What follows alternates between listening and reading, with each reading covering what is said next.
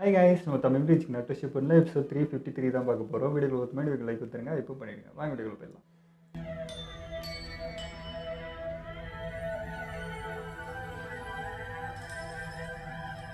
நம்ம ஊருக்குள்ள யாரோ வந்திருக்காங்க. லார்ட் ஒரோச்சி மாறுவா? அது இன்னும் நிச்சயமா தெரியல. ஒருவேளை அவரா இருந்தா நிச்சயமா நம்ம அவரை வரவேற்கலாம். ஒருவேளை லீஃப் வில்லேஜ் சேர்ந்த வேற யார் வந்தாலும் அவனை கொன்னுடுங்க. இன்னும் வராது பத்தியா உள்ள.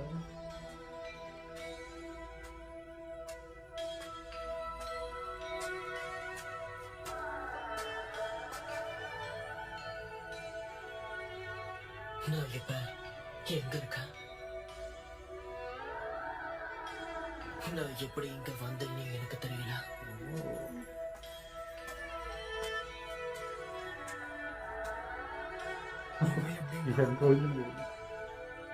என்ன பின்தொடர்ந்தானா?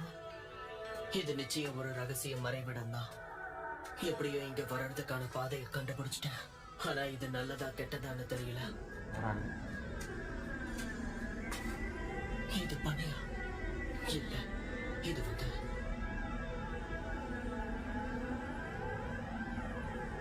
இது சாதாரண புகையா இருக்கும்னு எனக்கு தோணல. கண்டிப்பா நீ யாருங்கிறத நான் கண்டுபிடிக்காம போக மாட்டேன்.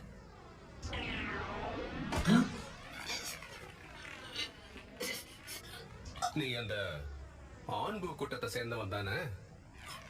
உண்மைதான். நீ யாரு? அதெல்லாம் இருக்கட்டும், இங்க நீ என்ன பண்ற? ஏய்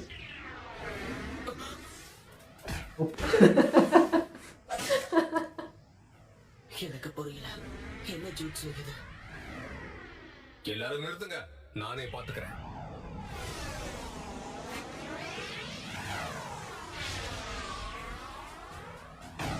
உடம்புலே போகும்.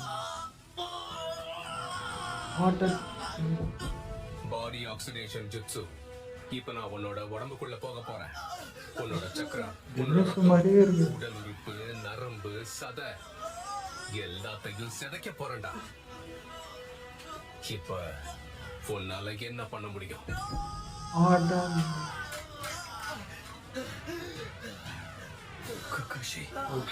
ரொம்ப மோசமா இருக்கு. மட்டும்தான் வருவாரு. உன் குறிக்கோள் என்னன்னு எனக்கு நல்லாவே தெரியும். கண்டிப்பா உன்னை லார்ட் ஒரோச்சிமாரு மேல கை வைக்க விட மாட்டேன். அதுக்கு முன்னாடியே உன் கதையை நான் முடிக்க போறேன். கண்ட்ரோல் பண்ணிடுறாங்க. நீங்க யாரும் அவரை எதுவும் பண்ணக்கூடாது. ஏன் கூடாது? இவன் லீஃப் வில்லேஜோட ஒட்டன் தானே. நமக்கு அவர்கிட்ட இருந்து எல்லையை கடக்கிறதுக்கான சம்பந்தமான தகவல்கள் கிடைக்கலாம். தேவையில்லை. லார்ட் ஒரோச்சிமாருக்கு ஆபத்து விளைவிக்கிற யாரையும் விடக்கூடாது. நீங்க ஏதாவது பண்ணீங்கன்னா நான் உங்களை தாக்க வேண்டியதா இருக்கும். வெளியே வந்துட்டேன். உன்னோட தைரியத்தை நான் பாராட்டுறேன். ஆனா ஒண்ணு புரிஞ்சுக்க, ஒருவேளை நீ எங்களுக்கு ஏதாவது துரோகம் பண்ணன்னா உன் நிலைமை ரொம்ப மோசமாயிடும். இவன் தான் அந்த ஃபவுண்டேஷனை சேர்ந்தவன். செம்ம பவரா இருக்கு. எங்க போச்சு இந்த பவர்? இப்பெல்லாம் எப்படி இருக்கிற மாதிரியும் தெரியல. அந்த கூட்டமே இப்ப இல்லைன்னு அர்த்தம். இப்பதான் உங்களுக்கு மயக்கம் தெரியுதா? நான் கேட்கிற கேள்விக்கு ஆமா இல்ல பதில் சொல்லுங்க. நாம இப்ப எங்க இருக்கோம்? நீ இங்க என்ன பண்ணிக்கிட்டு இருக்க? நான் தான் உங்ககிட்ட முதல்ல கேள்வி கேட்பேன்னு சொன்னேன். இந்த இடத்தை எப்படி கண்டுபிடிச்சீங்க? எதர்ச்சியாதான் நான் இந்த இடத்தை கண்டுபிடிச்சேன்.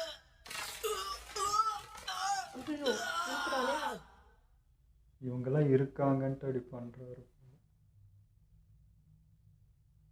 இவனை நீயே பாத்துக்கோ, எனக்கு இதுக்கு சம்மந்தம் இல்ல. லீஃப் வில்லேஜுக்கு லார்ட் ஒரோச்சிமாரு பத்தி இன்னும் என்னென்னலாம் தெரியும் சொல்லு. சொல்லல. இங்க பாரு, தயவு செஞ்சு என் பொறுமையை சோதிக்காத. நீ மட்டும் இப்போ வாயை திறக்கல, அழகு பிள்ளை அது. என்ன ஆகும்? இதை விட்ட எனக்கு வேற வழி இல்ல. நீ லார்ட் டான்ஜோத என்ன இங்க லார்ட் ஒரோச்சிமாரு வர வரைக்கும் காத்திருக்க சொன்னாரு. நான் அப்பவே நினைச்சேன், ஒரோச்சிமாருவை நீ தப்பிக்க விட போறியா என்ன? ஆமா, நம்ம 2 பேரும் நோக்கமும் ஒண்ணுதான். லார்ட் டான்ஜோக்கு நம்ம ஊரு மேல இருக்கிற அக்கறை அதிகம் தான். லார்ட் ஒரோச்சிமாரு இந்த ஊர் எல்லைய கடக்கிறது தான் இருக்கிறதுல ஆபத்தானது. அப்படி எதுவும் நடக்காம இருக்கிறதுக்காக தான் என்ன இங்க அனுப்பியிருக்காங்க. ஓ அப்படியா? ஒரோச்சிமாருக்கு பயங்கரமான காயம் ஏற்பட்டிருக்கு, அதனால அவனால தப்பிக்க முடியாம கூட போகலாம். அவ்வளவு நாம இருக்க இந்த இடத்துக்கு கூட அவனால வர முடியாம போகலாம். அது இருக்கட்டும், அந்த ஆளுங்களுக்கும் ஒரோச்சிமாருக்கும் தொடர்பு இருக்கா? யார் அவங்க? இபூரி கிளான். அவங்களால உடம்ப புகையா மாத்த முடியும். அது அவங்க கிளானுக்கே உரிய ஸ்பெஷல் பவர். ஒரோச்சிமாரு அவங்க உடம்புல ஒரு சில ஆராய்ச்சிகளை செஞ்சிருக்காரு. ஆராய்ச்சியா? நான் உன்கிட்ட சொல்ல போற விஷயத்தை தயவு செஞ்சு நல்லா கவனி. லார்ட் ஹாஷிராமாவோட செல்களை உடல்ல விதைக்கிற ஆராய்ச்சிய இன்னமும் யாரோ தொடர்ந்து பண்ணிக்கிட்டு இருக்காங்களோன்னு தான் எனக்கு தோணுது.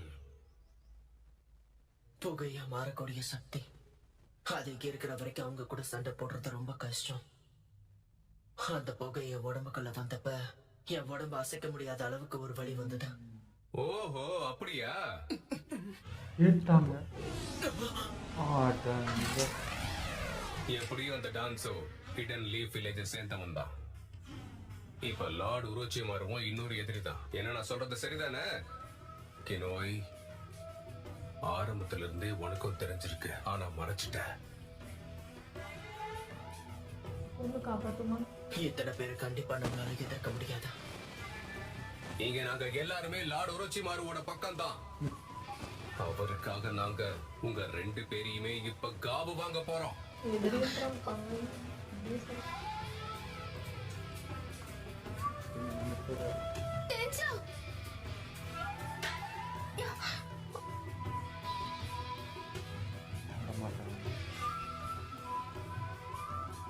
லார்ட் ஒரோச்சிமாருக்காக சாகுங்க.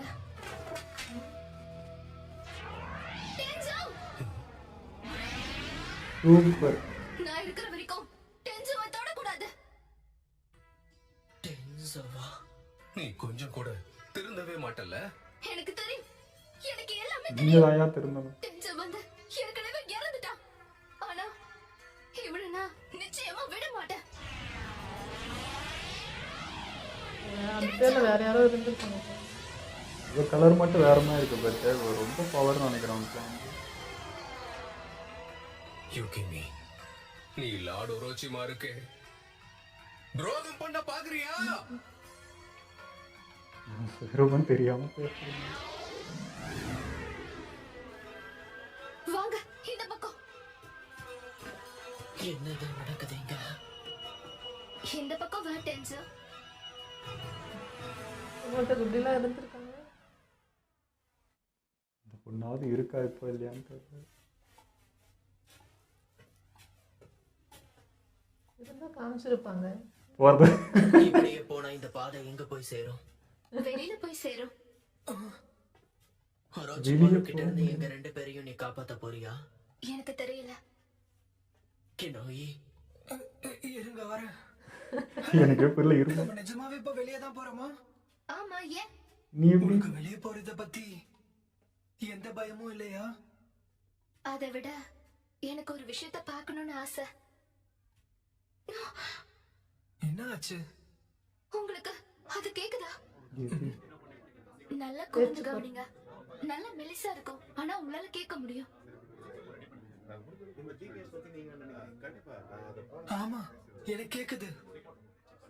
இப்ப கேக்குதுல இந்த சத்தம். இது எங்க இருந்து வருதுங்கறத நான் உன் கூட தெரிஞ்சுக்கணும். அதுதான் என் ஆசை டென்சோ. வெளியே போய் பார்க்கணும். ஆனா வெளியே போனா காத்தோட காத்த கரங்கடி வந்தாலும் இவரு கூட்டு போல. 2 பேரும் என்ன தனியா விட்டுட்டு எங்க போனாங்க? அவங்கதான் முக்கியம். வரானே. போன் விட்டு போட்டீங்களே எப்படி?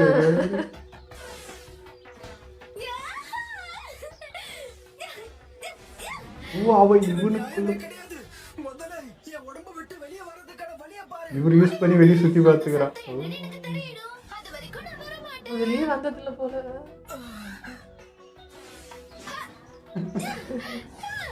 செம்மையா இருக்கு இது. நம்ம 2 பேரும் சேர்ந்தா விளையாடுறாங்க என்ன அப்படிதான் செய்ய இருக்கும். முடியும்னு தோணுது எனக்கு. நாமலா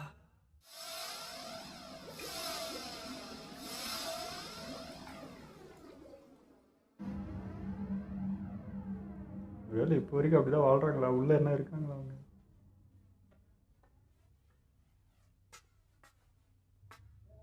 ஒரு வழியா நான் தப்பிச்சிட்டேன். எப்படி எப்படியோ பூந்து வந்து இறங்கி வந்த பின்னாடியே பாதையில தான் மறுபடியும் ஏறணும்னு நினைச்சேன். பரவாயில்ல. ஆனா அதே சமயம் இன்னைக்கு முழுக்க கெட்டது மட்டும்தான் நடந்தது. வந்துட்டாங்க. யாரு? வெளிச்சத்துக்கு போயிடுங்க. யுகிமி எங்கன்னு சொல்லிடு. சத்தியமா எனக்கு அது தெரியாது. என்னையே ஏமாத்துறியா?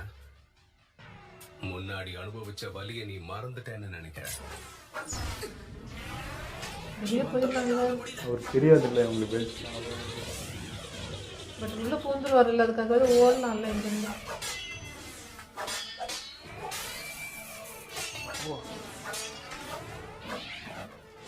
சாதாரணமாக ஏதோ மனுஷன் வேற லெவல் போடுறாரு.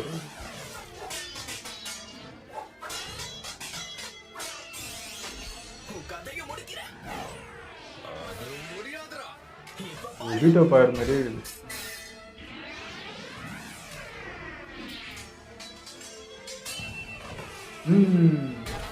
இல்லைங்க ஐயா அங்கேயே வரமாட்டார்.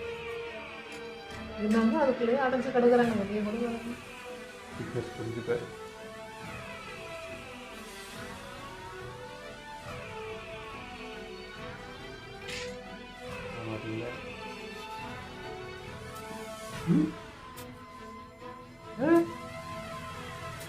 சாவும் நினைக்கிறேன்.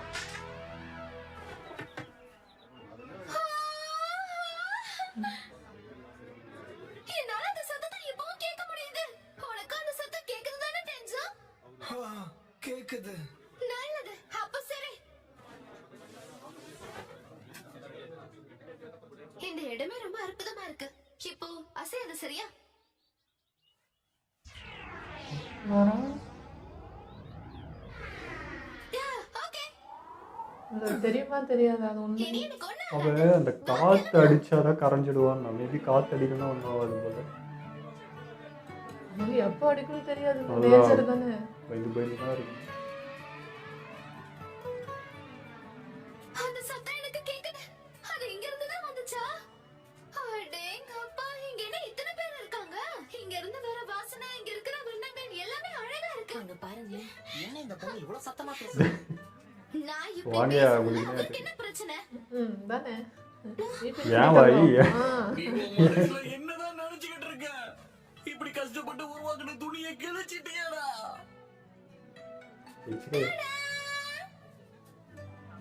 எப்படி இருக்கு டென்சோ? அது ஏன் ட்ரெஸ் யூஸ் இது பண்ணி உனக்கு அழகா இருக்கு.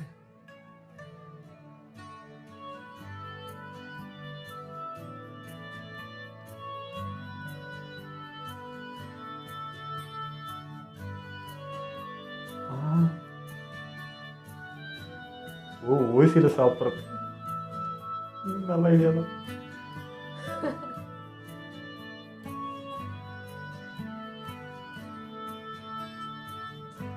எல்லாருக்குள்ளயும் பூந்து பூந்து எல்லாத்தையும் வேட்டையாடுது.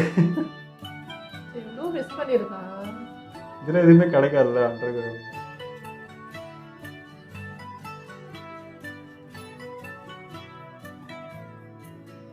ஆஹா வந்துருவார்.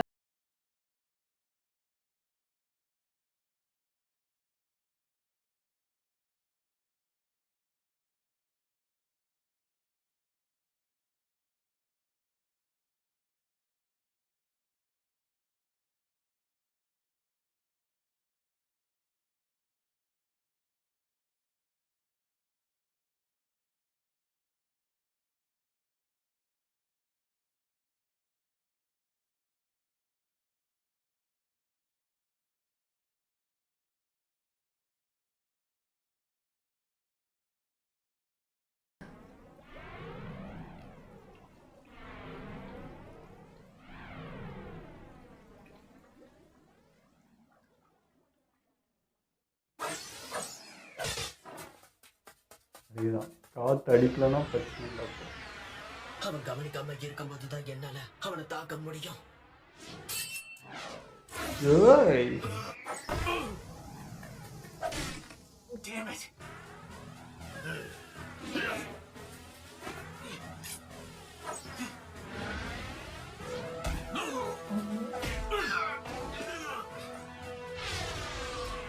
திரும்பவுமா கதை முடிஞ்சது. இப்போ வச்சு சொல்லு, யுகிமி எங்க இருக்கா? தெரியாதியா? ஓ பிரகாஷ் விஷயத்தை மட்டும் நம்பிடுறேன். அப்போ உன் கையாலே நீ கொல்ற சகம் என்னோட ஸ்டூடெண்ட்ன்ற ஞாபகம் வச்சுங்க.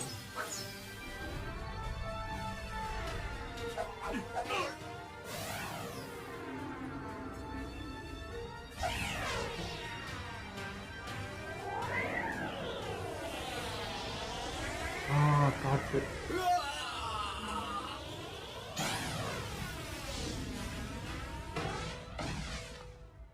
பிடிச்சிட்டு இருப்பார் கக்காஷி நேரம். யுகிமி, லார்ட் ஒரோச்சிமாருவுக்கு உன்னால மட்டும்தான் உதவி பண்ண முடியும். அதே பலி கொடுக்க ரெடி ஆகுறீங்க. ஹாய்,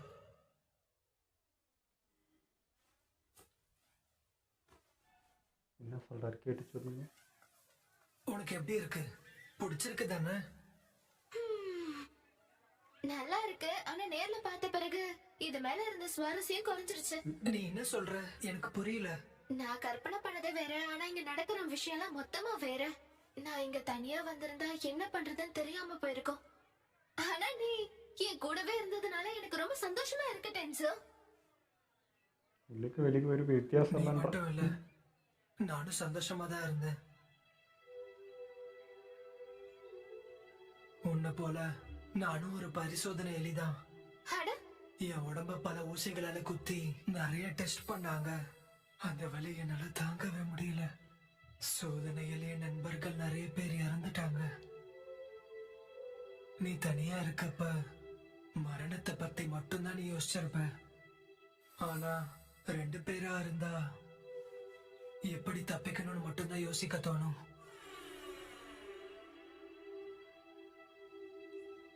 குழந்தைன்னு கூட பார்க்காம வச்சு பண்றானே. நாம ஒன்னா எங்கேயாச்சும் போலாமா? என்ன விளையாடுறீங்களா?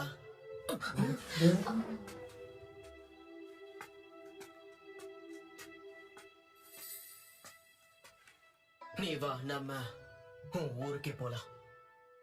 அவர் என்ன சொல்லி நீ அனுப்பிச்சாரு? உன்னோட ஊருக்கு போறதுதான் நிச்சயமா சரியா இருக்கும். ஏன்னா உடம்பு அங்க பரிசோதனையில இருக்கிற மாதிரி இல்ல காமிக்கிறாங்க. கக்காஷி, நான் சொல்றத கேளுங்க. ஏதாவது பிரச்சனையாச்சா? கினோய், ஒரோச்சிமாருவை பிடிக்கிறதுக்கு இந்த பொண்ணு நமக்கு ரொம்ப முக்கியம். இவ இருந்தா மட்டும்தான் ஒரோச்சிமாரு அந்த பொறி கிராமத்துக்கு வச்சு பிடிக்க பார்க்க. எங்களை பிடிச்ச ஒரு பிரயோஜனமும் இல்ல. யுகிமியோடைய ரத்தத்தை நாங்க லார்ட் ஒரோச்சிமாருக்கு தரதா வாக்கு கொடுத்திருக்கோம். அவனை பிடிக்கணுமா? ஆமா, இது ஒரு மிஷன். நல்லா யோசிச்சிருப்பாரு. நீ சந்தேகப்பட்ட மாதிரி அந்த ஒரோச்சி மாறுவ தப்பிக்க விட்டுறதுதான் எனக்கு கொடுக்கப்பட்ட மிஷன். என்ன? கினோய், என் பேரு டென்சோ. மட்டும் அவரை விட மாட்டாரு. எப்படி ஊறது அந்த குழந்தைய? அவர் உயிர் ஆபத்துல வச்சு நீ பிடிக்கணுமான்ட்டு அவருக்கு.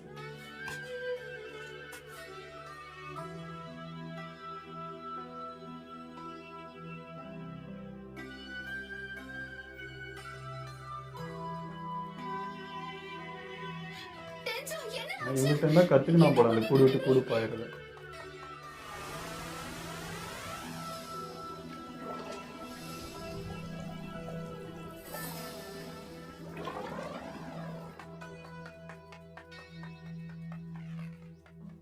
இந்த எபிசோட் ஒரு மாதிரி ஃபீல் குட்டாக இருந்ததுங்க, அழகாக இருந்தது. எனக்கு எமுட்டோவோ ரசித்து பார்த்துக்கிறேன், கக்காஷியும் எனக்கு ரசிக்கிறேன், அந்த பொண்ணும் அழகாக இருக்குது. அந்த 3 பேர் மனசும் பார்க்குறப்போ எனக்கு அப்படியே ஒரே நேர்கோட்டில் இருக்கிற மாதிரி தான் இருந்துச்சு. டிஃப்ரெண்ட்டே தெரியல, யார் ரசிக்கிறது, யாரை பற்றி என்ன சொல்கிறதுன்னு எனக்கு தெரியல. அப்படி பார்த்துட்டு இருக்கேன். பட் நம்ம சொல்கிறோம் இல்லையா, நம்ம வாழ்க்கை இது என்னையா வாழ்க்கை, இது என்ன நரகம் அப்படின்றோம். பட் அவங்க அந்த மாதிரி ஒரு லைஃப் யோசிச்சு பார்த்துங்கிறேன். கடைசி வரைக்கும் அந்த கோயிலுக்குள்ளேயே தான் இருக்கணும், சுத்தமான காற்று, அந்த எதுவுமே இல்லாமல் அதுக்குள்ளே சடனாக போய் ஒரு மக்கள்கிட்ட பழக முடியாது. அவங்களுக்குள்ளேயே தான் கடைசி வரைக்கும் இருக்கணும்.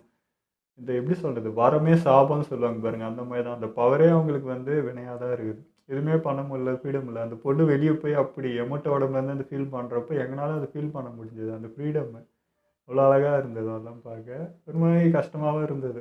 பட் ஆனால் வெளியே வந்து சொன்னா பார்த்தீங்களா ஒரு வார்த்தை, எனக்கு ஒன்றும் பெருசாக டிஃப்ரெண்ட் தெரியலன்ற மாதிரி தான் இருந்தது.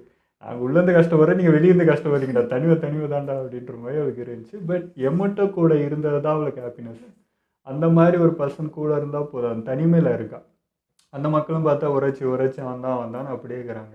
ஸோ தனியாக அவளுக்கு ஒரு ஃபீலிங் இருக்குது. அவங்க தம்பி இருக்காங்க, இழந்திருக்காங்க, அதை பற்றிலாம் அவங்க கேரே பண்ணல. அந்த கேர் மிஸ் எமோஷனே இல்லைங்க. ஸோ அது எமோட்டோ மூலியமாக அது கிடைக்க அது வேற மாதிரி இருந்தது. எனக்கு வந்து இப்போ அந்த பொண்ணு எப்படி எமோட்டோ பாரு தம்பியவே நினச்சினுக்கிறாளா அப்படின்ற மாதிரி இருந்தது. பட் அந்த ஒரு காதலாக இருந்தால் அழகாக இருக்கும் அப்படின்னு மாதிரிலாம் ஃபீல் இருந்துச்சு. இப்போ இந்த பொண்ணு இருக்கா இல்லையா என்ன ஏதுன்னு எனக்கு புரியல. அப்படியே என்ன எமோட்டோக்குள்ளே இருந்தே வாழ்ந்த விட நல்லா இருந்திருக்குமே அப்படின்லாம் எனக்கு ஃபீல் போச்சு. அது என்ன ஆச்சுன்னு தெரில. இந்த உரைச்சி விட்டுச்சா? ஏன்னா இந்த பொண்ணு பார்த்தீங்கன்னா மிச்ச பேர்லாம் காற்றுல இதுவாகிறப்போ வெள்ளையாக தான் இருக்கிறாங்க. இவருக்கு மட்டும் ஒரு மாதிரி ரோஸாக இருந்தது. அதுலேயே தெரியுது அந்த கிளான்லேயே கொஞ்சம் பவராக இருப்பாளோ அப்படின்ற மாதிரி ஃபீல் இருந்தது. கண்டிப்பாக உரைச்சி கல்வி வச்சோம். கழுத்து மார்க் இருந்துச்சு அந்த பொண்ணுக்கு. மெயின் டார்கெட்டே இவ்வளோ தான் இருக்கணும். உரைச்சி விட மாட்டேங்கிறான். இதுதான் அவங்க அப்பா கூட அதானே சொல்லிட்டு போனாரு முக்கியம்னு சொல்லிட்டு. அதான் அவங்களும் அப்படி தான் இருக்கிறாங்க. என் பொண்ணு கொடுக்கறது தான் அந்த இதுவேன்றது அவங்களும் அப்படி தான் இருக்கிறாங்க. என்ன சொன்னே தெரியல. இப்போ கக்காஷி காதல கூட என்ன சொல்லுவாருன்னு பார்த்தா எங்களாம் ஒன்றும் பண்ண முடியாது அவள் இதுன்றப்போ கக்காஷி பிடிச்சிட்டாரு. ஓ அப்போ அவன் தான் டார்கெட்டாக இருப்பான். ஸோ அவளை வச்சே ட்ராப் பண்ணி அவளை பிடிச்சிதான். கக்காஷி விட மாட்டார். சொல்கிறது அப்படி சொல்கிறாரு. ஏற்கனவே 2 இதெல்லாம் இழந்த மனுஷன் தான். இன்னொரு அந்த மாதிரி பலிகாடாக வச்சு பண்ண மாட்டார். பட் அவன் தேடி வர்றது இங்கே தானே இருக்கும். நம்ம தேடி சுத்தம் முடியலன்ட்டு ஈஸி வெளியே எடுத்தார். பட் எமோட்டோ சைடு வந்து யோசிச்சு பார்த்தா அவள் உயிரை நீ பலிகாடாக வச்சு தான் அவனை பிடிக்கணுமா? அதெல்லாம் தேவையில்ல. அவன் தவிச்சு போட்டு என்னவோ போட்டு எனக்கு இவன் உயிர் முக்கியம்னு அவர் ஒன்று பண்ணுறாரு. இப்போ இது யார் பக்கம் நின்று என்ன சொல்கிறதுன்னு எனக்கு தெரியல. எல்லாமே கொஞ்சம் கஷ்டமாக தான் இருந்துச்சு. ஆனால் அந்த யுக்குமி தங்கத்தை எப்படி விட யாருக்கு இருந்தாலும் மனசு வரும் இல்லையா? எமோட்டோவுக்கு அந்த ஃபீல் எப்படி இருக்கும்? சுற்றி பழகி எவ்வளோ பாசக்காரியாவை அவளை எப்படி விடுறதுக்கு மனசு வரும்? கண்டிப்பாக கக்காஷி அப்படி விட மாட்டாரு, காப்பாற்றுவாரு தான். பட் எமோட்டோ சைடு யோசிச்சு பாருங்களா, அது எப்படி விடுறதுக்கு மனசு வரும்? அதுவும் இல்லாமல் இப்போ எவ்வளோ ஜுட்ஸு எவ்வளவோ விஷயம் இருக்குல்ல. அப்படி இருந்துமே இன்னும் தெரியாத ஜுட்ஸு இந்த மாதிரி பவர்லாம் எவ்வளோ இருக்குது. அப்போது அழிஞ்சு போனது தெரியாதுலாம் இப்போ பல லட்சக்கணக்கில் இருக்கும் போல இருக்குது. அவ்வளோ வச்சுருக்காங்க. பட் அந்த பீப்புளெலாம் இல்லாதனால மறைஞ்சு போச்சா இது என்னன்னு தெரியல. உரைச்சி நிறைய கண்டுபிடிச்சதுனால தான் இது கிரியேட் ஆச்சா அப்படின்றதும் தெரியல. இது ரொம்ப ரேரான கிளான் தான் நிறைய பார்த்து. கிமிமாரு அவனும் அந்த மாதிரி கிளான் தான். அந்த எலும்பு அவங்களுக்கு கடைசி அவன் ஒருத்தன் தான் இருந்தது. அந்த மாதிரி ஒரு அழிஞ்சு போகுது. பட் அந்த மாதிரி அழிஞ்சு போனது எல்லாம் காக்கிற ஒரு இதுவாக பார்த்தீங்கன்னா உரைச்சிமாரு இருக்காதான். சம்டைம்ஸ் வந்து அழிய வச்சு அது ஒன்று எடுத்துன்னு வரும். அதுவும் பண்ணுற வேலை இருக்குது. தானாக அது அங்கே ஒரு அவங்களுக்குள்ள ஒரு இது கத்து வேறுபாடு வந்து சண்டை போட்டு அது கடைசியாக வர்றது வேறு. பட் இவனே வேணுனே செய்வான். அந்த ஃபில்லர்லாம் பார்த்தா தெரியும் எவ்வளோ பெரிய வில்லனிசம் அவன்றது. அவனோட ஃபில்லர் பார்த்தா தான் உரைச்சிமாரு நம்ம புரிஞ்சிக்கவே முடியும். எல்லா லைஃப்லையும் அழிய வச்சுருப்பான். ஒரு பையன் அந்த ஒரு இது பிடிக்கிறதுக்கு டோட்டல் ஃபேமிலி டோட்டல் கிளானே காலி பண்ணாலும் ஆச்சு பார்த்துல அந்த அளவுக்கு செய்வான் இறங்கி. அந்த ஃபீல் தான் இருந்தது. ரொம்ப கஷ்டமாக இருந்தது. சின்ன பொண்ணு அதோட வயசும் அதோட என்ஜாய்மெண்ட் எல்லாத்தையும் பறிச்சுட்டு அவன் பரிசோதனைக்கு யூஸ் பண்ணும்போது செம கோவம் வந்தது உரைச்சி மேலே. இருக்கலாம் அது லைஃபே போச்சு இல்லை. இப்போ எமோட்டோ சொல்கிறாருல, நானும் ஒரு பரிசோதனை இதுதான் ஊசி குத்தி ஒரு குழந்தை அந்த இதுவே போதில்ல. இவங்கெல்லாம் ஜாலியாக விளையாடி இப்போ நருட்டோ பார்க்கறதுக்கு எப்படி இருக்குது அந்த ஃபீல் தானே இவங்களாமே அந்த வயசுக்கு அதை தானே எதிர்ப்பாங்க. அது இல்லாமல் லேபில் வச்சு ஒரு எலி மாதிரி வெறிச்சு யூஸ் பண்ணால் அவங்களாம் எப்படி மனசு இதுவாக இருக்கும். இதை சாய் எல்லாருமே ஞாபகம் வராங்க. எல்லாருமே அப்படி இறுகி போய் ஒரு மாதிரி ஆகிடுவாங்க. பட் எமோட்டோக்குள்ளே இருக்க அந்த குவாலிட்டி மாறல. இதுமாதிரி நல்ல மனசாக இருக்காது. எனக்கு தெரியல ஃபர்ஸ்ட் ஓகேவோட டிஎன்ஏனால அப்படி இருக்காரா, அவருக்குள்ளே அது வருதா எப்படின்னு எனக்கு தெரியல. பட் மனுஷன் மாறாமல் இன்னும் மனுஷனாகவே இருக்கார். அந்த மாதிரி ஒரு இதுக்கு போகாமல் அதுதான் எனக்கு பிடிச்சிருக்கு. தன்னிலையே அவர் மறக்கவே இல்லை. அந்த பக்கம் அந்த ஆர்டருக்கு மட்டும்தான் இப்படி செஞ்சிட்ருக்காரு. அதுவும் உடச்சிட்டா ஈஸியாக வந்துடுவாங்க. அதே மாதிரி நம்ம உரைச்சியும் வந்து ஒரு உடம்புலேருந்து இன்னொரு உடம்புக்கு ட்ரான்ஸ்ஃபர் ஆகுது. இப்படி தான் எனக்கு ஃபீல் இருக்குது. இந்த கிளான் மூலிமா தான் எடுத்திருப்போம். நான் அப்படி பார்க்குறப்போ இந்த பொண்ணையும் எடுத்துக்கிட்டானோ இதெல்லாம் மீறியும் நடந்துருச்சோ அப்படின்ற ஃபீல் இருக்குது. இல்லை மேபி அவங்க தம்பி இன்னும் இருக்கலாம், அவங்க மூலியமாகவும் எடுத்துருக்கலாம். அந்த ஆராய்ச்சியெல்லாம் அவங்க விட்டுருக்க மாட்டான். கண்டிப்பாக இந்த கிளான்லேருந்து ஒன்று எடுத்து தான் இந்த உடம்பு விட்டு உடம்பு மாறுறது கண்டிப்பாக நடந்துருக்கும். அப்படி தான் மாறுதுன்னு நினைக்கிறேன். ஏன்னா இவங்க அப்படி தானே பாருங்க ஈஸியாக. ஸோ அந்த ஃபீல் தான் இருந்துச்சு. இந்த பொண்ணு மேலே மட்டும் வச்சுட்டான்னு வச்சுக்கோங்க. இன்னும் என்ன சொல்கிறேன்னே தெரில. அப்படி இருந்தும் எமோட்டோ வந்து இன்னும் வந்து மாறாமல் இருக்காருன்னா அது இன்னும் பெரிய விஷயந்தான் சொல்லணும். பார்க்கலாம் நெக்ஸ்ட் எபிசோட் என்ன நடக்குது. ஓகே, இதெல்லாம் வீடியோ முடிச்சுப்போம். மறக்காமல் ஷேர் பண்ணுங்கள், மறக்காமல் சப்ஸ்கிரைப் பண்ணிடுங்க.